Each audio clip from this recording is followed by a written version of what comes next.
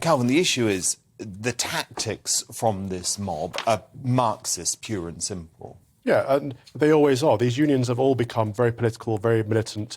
And we saw this, again, with teachers' unions wanting kids to wear masks around school, wanting kids to test every day. And all of the pressure that they put on the government is always party political. Whatever decision the Conservative government makes, the unions want the opposite.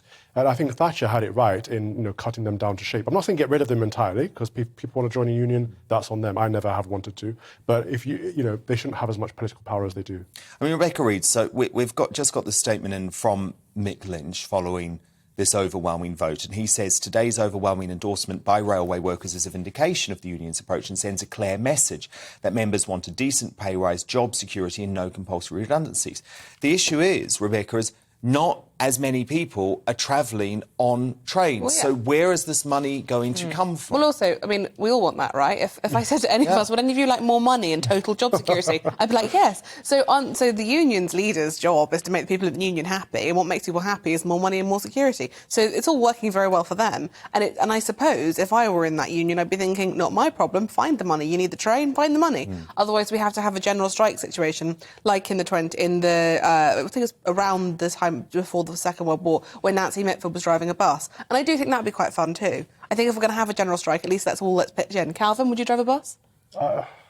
That's a good point, actually. If everyone's striking, they should get fired and we should replace them with people. Well, that is what happened. That is what happened before. I don't love it, but that is what happens. And I don't think I could drive a bus, but I think I could drive I could probably be on the DLR in a supervisory capacity. Look, at the end of the day, I want people to be in jobs as much as possible. I don't like AI replacing humans. You know how I feel about the robots. Yeah, exactly, and I'm against the automated tills. Yeah. But the problem is, Dawn, if they continue down this militant path, that's exactly what will happen. Because, there doesn't actually have to be drivers in most trains these days. It's a luxury. Now, I'm all for it, but if they're going to act this unreasonably, then unfortunately they're going to be in for a short, sharp shock, because we can't cope with this economically. It's a very dangerous road to go down at the moment when we have already the DLR in London, which is already completely no drivers, and one of the jobs that is predicted to disappear in coming soon is train drivers.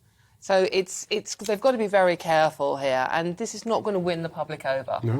This is the thing, and it really, when it comes to who will stand up for you when the jobs are all scrapped, the people who didn't get to go to work on time might not feel like going out. And good on you, Mick Lynch, by the way, you absolute scumbag for targeting the Queen. Yeah, good one. That makes perfect sense, doesn't it? Try and get the headlines, but stop people from celebrating the 70th anniversary on the throne of Her Majesty. That makes you a scumbag, mate. And I think Rebecca's right. You're not going to get the support of the country with tactics like that.